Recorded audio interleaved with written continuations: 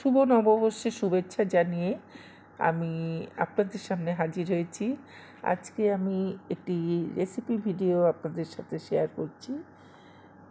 অনেক দিন কোনো ভিডিও দিচ্ছি না, শরীরটা খুব একটা ভালো নেই, তার জন্য দিতে পারছি না। আর আজকে আমি শেয়ার করছি হচ্ছে এঁচোড় চিংড়ি। আমি কিভাবে বানিয়েছি সেটা খুব সংক্ষেপে আপনাদের সাথে শেয়ার করছি। আমি এঁচোড় কেটে নিয়েছি, ডুমডুম করে পরিষ্কার করে বেছে নিয়ে তারপর হালকা সেদ্ধ করে নিয়েছি নুন হলুদ নিয়ে। আর এদিকে আমি মশলার মধ্যে নিয়েছি দুটো মিডিয়াম সাইজের পেঁয়াজ, আর এদিকে ফোড়নের জন্য নিয়েছি শুকনো লঙ্কা, জিরে বাটা, গোটা জিরে ফোড়নের জন্য, আদা আর হচ্ছে লঙ্কা পেস্ট, টমেটো কুচানো নিয়েছি মিডিয়াম সাইজের একটা, আর এদিকে রসুন নিয়েছি 20 কোয়ার মতো থেতো করে। আমি এটা পেস্ট করে দিইনি, একটা উগ্র গন্ধ হয়, তার জন্য আমি থেতো করে নিয়েছি। আর হচ্ছে কাঁচা লঙ্কা নিয়েছি বেশ কয়েকটা। চিংড়ি মাছ নিয়েছি 300 গ্রাম, ওটা কেটে ধুয়ে ভালোভাবে নুন হলুদ মেখে রেখে দিয়েছি। আর কড়াইতে সর্ষের তেল দিয়ে আমি এর মধ্যে দিয়ে দিলাম যে চিংড়ি মাছগুলো আগে থাকতেই আমি নুন হলুদ মেখে রেখে দিয়েছিলাম, সেগুলো ছেড়ে দিলাম। হালকা ভাজবো আমি, ভাজা হয়ে গেছে, আমি তুলে নিয়েছি। আর তার মধ্যে আমি খানিকটা সর্ষের তেল দিয়েছি আবারও। আর সর্ষের তেলের মধ্যে আমি ফোড়ন দিয়ে দিলাম গোটা জিরে,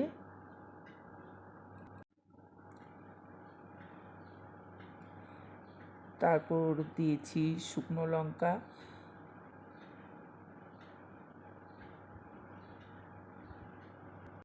ফোড়নটা থেকে যখন খুব সুন্দর একটা গন্ধ বের হবে তখন আমি এর মধ্যে দিয়ে দিব কুচনো পেঁয়াজ। পেঁয়াজ কিন্তু আমি বেটে দেব না, তাহলে খেতে ভালো লাগে না, সেটা আমার পার্সোনালি ভালো লাগে না। আর আমি আপনাদের সাথে সেভাবেই শেয়ার করছি। পেঁয়াজগুলো যখন হালকা ভাজা হয়ে যাবে তার মধ্যে যে থেতো করা রসুনের গুলো সেগুলো আমি এখানে দিয়ে দিয়েছি। আর তারপর দিয়ে দিলাম কুচিয়ে রাখা যে টমেটো, একটা টমেটো নিয়েছিলাম সেটা দিয়েছি। আর আরেকদিকে ফ্রাইং প্যানে আমি বসিয়ে দিয়েছি সেদ্ধ কাঁঠালগুলো ভাজার জন্য, হালকা ভাজবো আমি। আর এখানে কিছু অল্প পরিমাণ তেল দিয়ে আমি কাঁঠালটা দিয়ে দিয়েছি, আর তার মধ্যে একটু নুন দিলাম, একটু হলুদ দেব, দিয়ে হালকা করে ভেজে নেব। গ্যাস ওভেনের আঁচ আমি কমিয়ে দিয়েছি। আর এদিকে এটা ভাজা ভাজা হতে হতে আমি এদিকে মশলাটা দিয়ে দেব। আর এখন আমি দিয়ে দিলাম আদা আর কাঁচা লঙ্কা বাটা, আর পরিমাণে একদমই কম দিয়েছি, খুব একটা মশলা আমি পছন্দ করি না, যার জন্যে পরিমাণটা কম দিয়েছি। আর এদিকে দিয়েছি হচ্ছে হলুদ গুঁড়ো, আর তেজপাতা আগে দিতে ভুলে গিয়েছিলাম, আমি এখন দিয়ে দিলাম। কোনো ব্যাপার না, টেস্ট একই রকম হয়। আর এখন আমি এর মধ্যে দিয়ে দিব জিরে বাটা। জিরেটা আমি পাটাতেই বেটে নিয়েছি। আর জিরের গুঁড়ো আমরা খুব একটা খাই না, যখন মানে খুব অসুবিধা হয় তখনই আমরা জিরের গুঁড়োটা ইউজ করি, তাছাড়া আমরা শিলপাটাতেই বেটে নিই।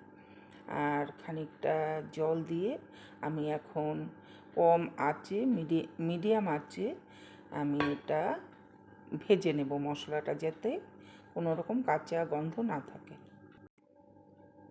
এখন আমি দিয়ে দিলাম লাল কাশ্মীর লঙ্কার গুঁড়ো, আর এটা দিয়েছি হচ্ছে 1 টিস্পুন।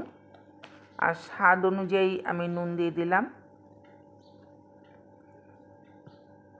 এখন আবারও ভালোভাবে এগুলো সব কষিয়ে নেব।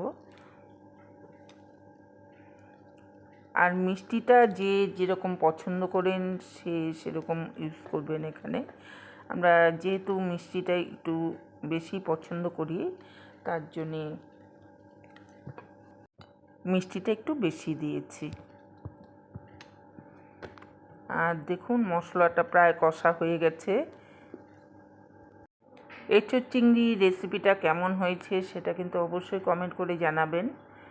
আর যদি নতুন কোনো বন্ধু আমার এই রেসিপি ভিডিওটা দেখে থাকেন, যদি ভালো লেগে থাকে তাহলে অবশ্যই সাবস্ক্রাইব করে অল নোটিফিকেশানটা অন করে দেবেন। আমার মশলা কষানো হয়ে গেছে, এখন এর মধ্যে দিয়ে দিলাম